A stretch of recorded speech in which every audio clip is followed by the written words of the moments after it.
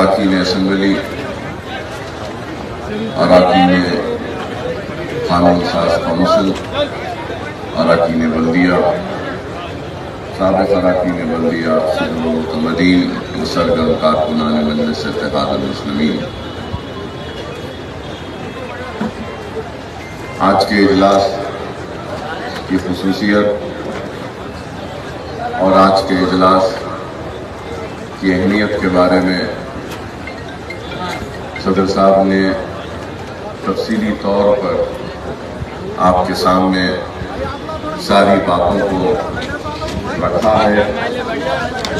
اور صدر مجلس کے حکم پر میں پھر آپ سے مخاطب ہونے کے لیے کھڑا ہوں۔ صدر مجلس کے بعد میں کچھ کہنا صحیح نہیں، لیکن حکم کو ماننا اطاعت امیری کی ایک نشانی ہے، اس لیے آپ کے سامنے کھڑا ہوں۔ آپ سے یہی کہوں گا کہ موجودہ حالات کو دیکھتے ہوئے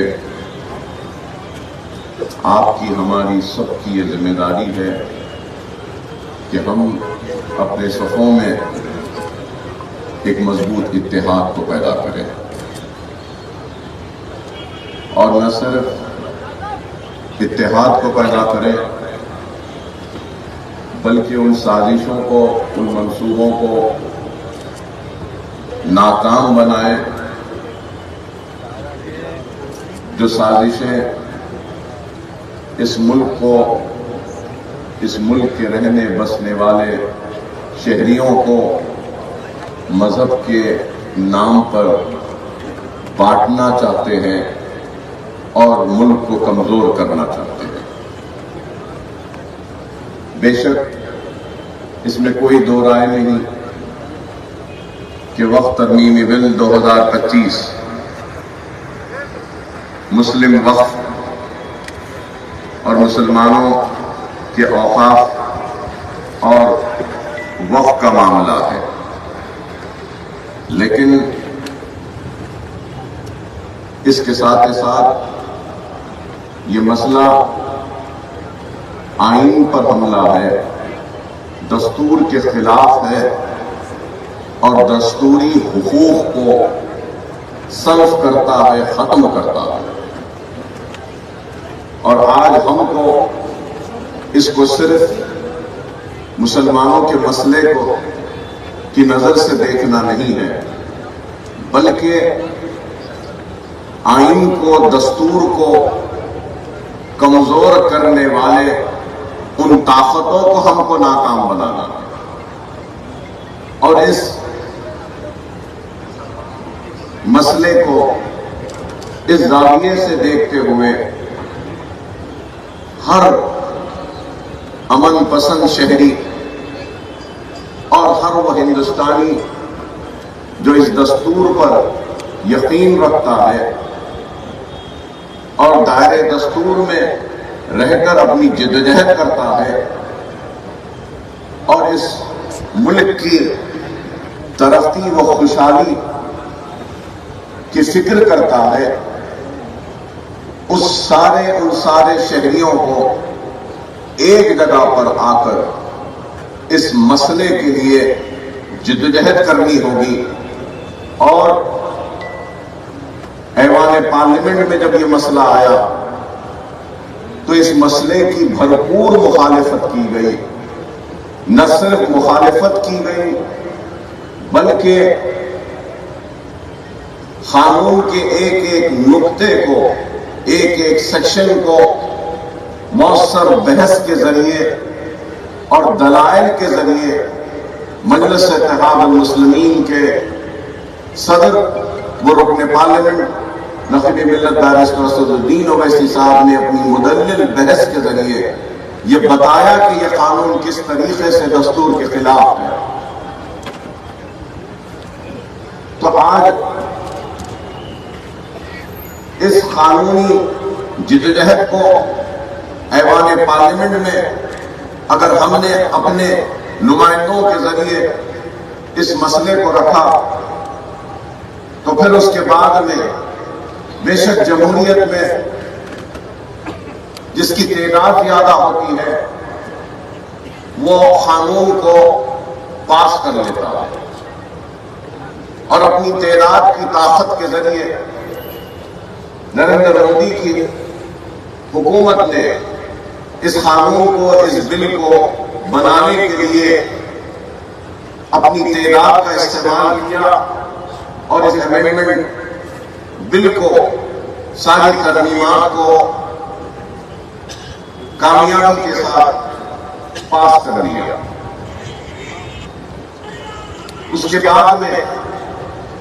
پھر صدر مجلس نے سپریم کورٹ میں بھی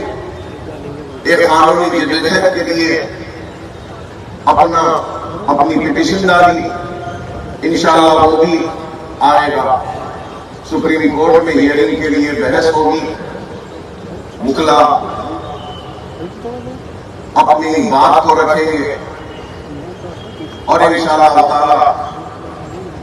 سپریم کورٹ ضرور، ہمیں یقین ہے کہ دستور کے خلاف یہ جو ترمیمات آئی ہیں اس کو نہ صرف سنے گی بلکہ ہم کو یقین ہے کہ ضرور ہمارے حق میں سپریم کورٹ اس کا فیصلہ دے گی۔ اس کے ساتھ ساتھ ہم کو اور آپ کو مل کر اپنے پرامن احتجاج کو بھی بلند کرنا ہوگا، چاہے وہ دھرنے کی شکل میں ہو یا وہ جلسوں کی شکل میں ہو، ہم کو احتجاج کرنا ہوگا اور احتجاج کے ذریعے ہم کو یہ بتانا ہوگا کہ ہم اس قانون کے خلاف ہیں، اور قائدین اپنے خطبات کے ذریعے، اپنے بیانوں کے ذریعے ساری تفصیلات آپ کے سامنے رکھیں گے، اور یہ چیز کو ہم کو بڑی ہی سنجیدگی کے ساتھ لینا ہوگا، سمجھداری کے ساتھ لینا ہوگا، اور ہم کو ان طاقتوں کے جال میں پھنسے بغیر اپنے مقصد کو حاصل کرنا ہوگا۔ اگر ہم وہ طاقتیں جو اس ملک کو بانٹنا چاہتی ہیں مذہب کے نام پر اور کمزور کرنا چاہتی ہیں، ان کو ناکام بناتے ہوئے اپنے مقصد کو حاصل کرنا، ایسی حکمت کے ساتھ ہم کو آگے بڑھنا ہوگا، جذبات کے ساتھ نہیں بلکہ ہوش مندی کے ساتھ ہم کو آگے بڑھنا۔ ہم کو ان طاقتوں کو مزید طاقت بخشنا نہیں ہے اور اپنے اتحاد کو اور مضبوط کرنا، یہ حکمت کے ساتھ آگے بڑھنا۔ تو میں آپ سے یہی اپیل کروں گا کہ منظم رہیے، متحد رہیے، اور جیسا کہ صدر صاحب نے اعلان کیا کہ جلسہ ہوگا دارالسلام میں، اس میں شرکت کریے، زیادہ سے زیادہ تعداد میں آپ کی شرکت اس بات کی علامت ہوگی کہ ہم آئین و دستور میں جو اس قانون کے ذریعے خلاف ورزی و مداخلت ہو رہی ہے اس کے احتجاج کا حصہ ہے، اور ہم یہ مطالبہ کرتے ہیں کہ اس قانون کو واپس لیا جائے۔ اگر ہم میں اتحاد ہوگا، مرکزیت ہوگی، اور ہم ایک حکمت کے ساتھ احتجاج کریں گے تو اللہ سبحانہ و تعالیٰ ضرور ہم کو کامیابی و کامرانی عطا کرے گا۔ مگر میں یہ بات بار بار کہہ رہا ہوں کہ اپنے مقصد کو حاصل کرنے کے لیے دوسروں کے مقصد کو کامیاب مت ہونے دیجیے۔ میرے اس اشارے کو، میری اس بات کو سمجھیے، دستور کے دائرے میں رہ کر पुरमन एहतजाज करें। और ये मसला सिर्फ मुसलमान का नहीं है, ये मसला हमारे दस्तूर का है, हमारे आइन का है। और जो मजहबी आजादी जो दस्तूर में दी गई है उसमें मदाखलत का है, और जो इम्तियाज बरता जा रहा है, जो नाइंसाफी बरती जा रही है, सिर्फ इस कानून के जरिए हिंदुस्तान की सबसे बड़ी अक़लियत के साथ उसके खिलाफ है। और हम कोई खुसूसी मौक़िफ़ या कोई खुसूसी रियायत या कोई खुसूसी इख्तियार का मुतालबा नहीं कर रहे हैं। हम यही मुतालबा कर रहे हैं जो हुकूक और जो इख्तियार दूसरों को दिया गया है, हमको भी वही हक वही इख्तियार दिया जाए। हमको जर्रा बराबर न कम कीजिए, न हमको जर्रा बराबर कुछ बढ़ा कर दीजिए। हमारा यही मुतालबा। अगर हिंदू एंडोमेंट में अगर कोई चीजें हैं तो वो चीजें आप वक्फ में रखिए। अगर बुद्धिस्ट को, जैन को, सिख को जो इख्तियार दिया गया है, जो मजहबी आजादी दी गई है, जो दान देने के लिए उनको जो दस्तूर ने और मजहब ने इख्तियार दिया है, तो हमको भी उनके बराबर ही खैर खैरात और वक्फ करने का इख्तियार दिया जाए। यही हमारा मुतालबा, और कुछ नहीं। कोई नाजायज मुतालबा नहीं है, हम बराबरी का मुतालबा कर रहे हैं। हम कुछ जायद या कुछ कमी का मुतालबा नहीं कर रहे। कानून के कई नुक्ते हैं, कई सेक्शंस हैं, कई चीजें हैं, उस पे काबिल लोग जरूर इस पर बात करेंगे, आपके सामने रखेंगे। मैं उन सारी तफसीलात में नहीं जाऊंगा, लेकिन मजलिस इत्तेहाद अल मुस्लिमीन पार्लियामेंट में जिद्दोजहद करी, सुप्रीम कोर्ट में भी गई है, अवामी जिद्दोजहद भी कर रही है, और मजलिस इत्तेहाद अल मुस्लिमीन ऐवान असेंबली में भी जिद्दोजहद करेगी। हमने हालिया सेशन में यह मुतालबा किया था कि एक रेजोल्यूशन करारदाद मंजूर की जाए जिसके जरिए हुकूमत हिंद पर यह दबाव डाला जाए और मुतालबा किया जाए कि वक्फ अमेंडमेंट को वापस लिया जाए। तो हम ऐवान असेंबली में भी इस मसले को रखेंगे। इस मसले पर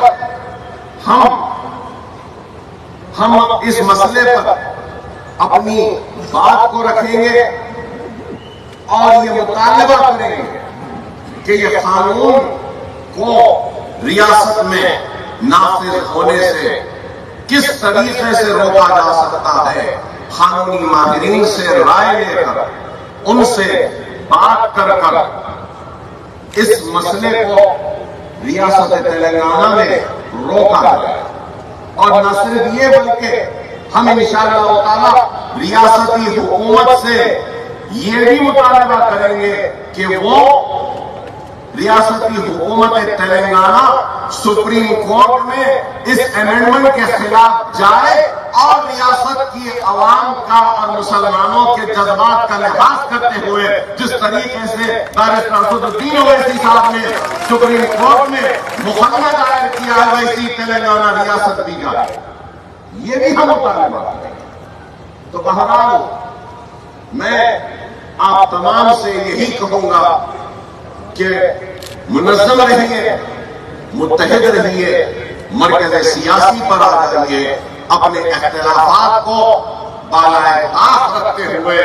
इनफरादियत की नहीं इज्तिमाइयत की फिक्र कीजिए। और अगर आज हम बेदार नहीं होंगे तो कई इबादतगाहें, कई मसाजिदें, कई खानखाहें, कई दरगाहें, कई कब्रिस्तानें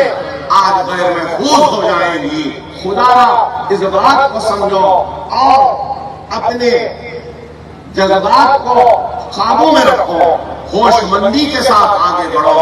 समझदारी के साथ आगे बढ़ो, दायरे दस्तूर में रहते हुए जिद्दोजहद करो। कई मसाजिदें हैं, कई कब्रिस्तानें हैं, आज इनका तहफ़्फ़ुज़ हमको करना होगा। آج ہمارے آبا و اجداد جس سرزمین میں جس زمین میں دفن ہے،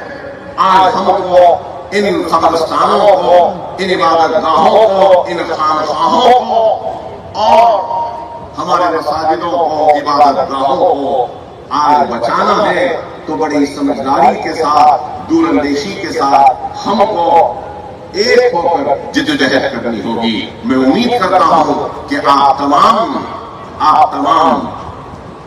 جلسے میں شرکت کریں گے اور جلسے کو کامیاب کریں گے۔ نہ صرف جلسے میں شرکت کریں گے، جلسے کو کامیاب کریں گے، بلکہ اس کے بعد بھی جو بھی لانے عمل مسلم پرسنل لا بورڈ طے کرے گا، انشاءاللہ تعالی آپ ہم سب مل کر کھانے سے کھانا لگا کر جدوجہد کریں گے اور اس قانون کے خلاف قانونی لڑائی دائرے دستور میں رہتے ہوئے لڑیں گے۔ وآخر دعوانا الحمدللہ۔